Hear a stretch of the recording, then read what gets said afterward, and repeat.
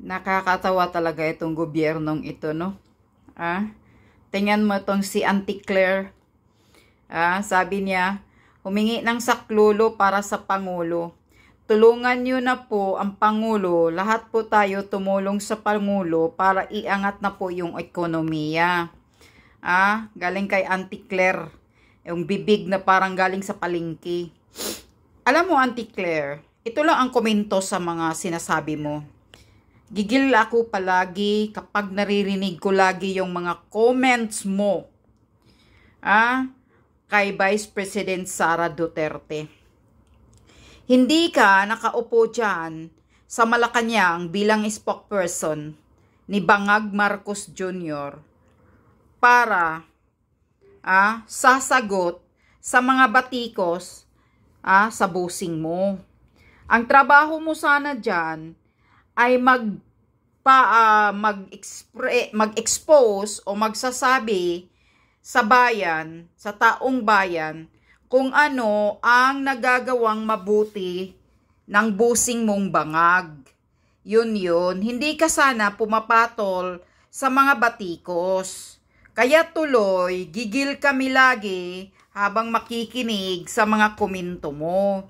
Tapos ito pa, humingi ka ng saklolo para sa Pangulo? Paano kaya kung kayong dalawa lumayas dyan? Yan ang sagot namin sa paghingi mo ng saklolo. Kayong dalawa, ikaw Claire, kasi isa ka ring nakakasira kay Bangag. Lumayas ka dyan, wala kang kwinta. Sinasahuran ka namin, pira namin ang hinilalamon mo, kaya tumataba ka na para ka ng baboy dyan. Lumayas ka dyan. At sabihan mo yang si Marcos Jr. na bangag adiktos, binidiktos, na bumaba na rin siya. Dahil 3 taong, 3 years plus na siya bilang presidente. Walang nangyayari. Walang investor na pumapasok. So ano pa? Ano pa ang tulong na gusto ninyo? Binigyan na siya ng pagkakataon para sana baguhin niya yung nangyayari na ginagawa ng tatay niya na hindi na magnakaw. Pero anong ginagawa niya? Nakaw ng nakaw ang buong gobyerno niya na mga magnanakaw. Linimas ang pera ng bayan.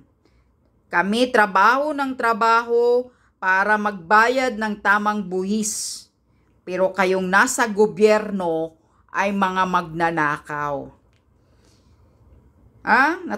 Naalam mo ba yun, Claire? At isa pa. Isampal ko to sa mukha mo yung sinasabi mong, tayo daw, mga Pilipino, ay may utang na loob kay Marcos sa presidenteng Bangag. Sabi niya, may utang na loob kayo sa ating Pangulo. Kami, mga taong bayan pa, ang sinasabihan mong may utang na loob, putang ina mo. Bakit kami magkautang na loob?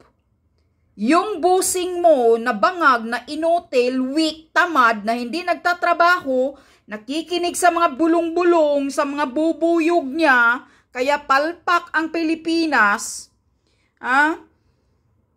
yan ang may malaking utang na loob sa mga taong bayang Pilipino.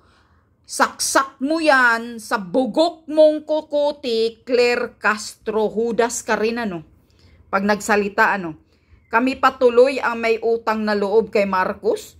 Kapal ng mukha mo. Kami ang bumuto, ibinuto yan ng taong bayan para paupuin at alagaan ang bansang Pilipinas. Pero anong ginagawa niya? Nilugmok niya sa putikan ang Pilipinas. Linimas ang pera ng Pilipinas. Tapos kami pa ang may utang na loob, na kami ang nagluklok, kami ang bumoto sa hudas na walang kwintang presidente na yan. Kayo lang, hindi ako bumoto niyan. So far, I hate Marcos talaga. So hindi ako bumoto sa adiktos na yan. ibinoto ng taong bayan para sana baguhin niya, i-restore niya yung masamang background na nangyayari sa pamilya nila noon. Pero anong ginagawa niya? Tinuluyan niya. Pinapakita niya lang kung gaano kasama ang mga Marcos.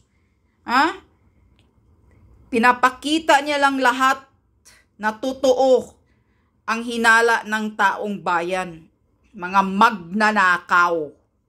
Yan. Kaya wag mong sabihin na kami pa ang may utang na loob. Yang bangag na Marcos na yan, ang may malaking utang na loob sa taong bayan, malaking utang na loob sa mga Duterte, dahil kung hindi kay Sara Duterte na tumakbo bilang vice president niya, hindi mananalo yung kupal na yan. Yan ang tandaan mo, Claire Castro. May malaking utang na loob ang mga Marcos kay President former Duterte. Dahil pinalibing yang nabulok niyang ama na ilang dekadang nabubulok na hindi na ilibing. Pero ano ang ginagawa niya? Trinaydor niya si Tatay Digong. Itinapon niya sa dahig. Maayos bang presidente yan? Ikaw bilang presidente ng bayan, dapat protektahan mo ang mga tao mo. Protektahan mo ang mga Pilipino.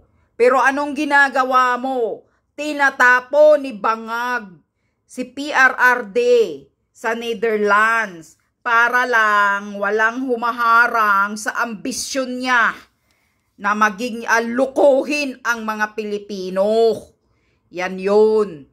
Ambisyon niya na katulad ng ama niyang nabubulok na ayaw nang bumaba sa pwesto. Pero hindi mangyayari yan. Dahil lahat ng taong bayan ay gigil at galit na kami sa putang inang Marcos Bangag na yan. Kailangan niya ng lumayas ngayon na. Wag niya nang hintayin na matapos niya pa yung 6 years niya na term niya. Dahil we hate him so much. He is the only president na hated ng mga Pilipino. Only president na wala kaming respeto sa Bangag Marcos Jr. na yan. Kaya maawa na kayong dalawa sa bansang Pilipinas. Lugmok na. Ekonomiya ang pinakabagsak ngayon under Marcos administration. Kahit piso natin, bagsak na bagsak. Kaya sabihan mo yung Marcos mo, yung busing mo, na bumaba na siya sa pwesto niya. We don't need him. We don't trust him. We hate him so much. Yan ang tandaan mo, Claire Castro. Humingi-hingi ka pa ng saklulo, kapal ng mukha mo. Sa 3 years plus, anong ginagawa nila? Magnakaw lang? Putang ina ka. Lumayas kayong dalawa dyan sa palasyo, yan ang gusto namin para maayos ang ekonomiya ng Pilipinas. Mawala kayong kwinta. Isa ka pang spokesperson ng Malacanang, wala kang kwinta, Claire Castro. Kapal na mukha mo, tumaba ka na lang. Ang taba-taba mo nang lumalamon dyan sa pera ng mga taxpayer. Kapal na mukha mo.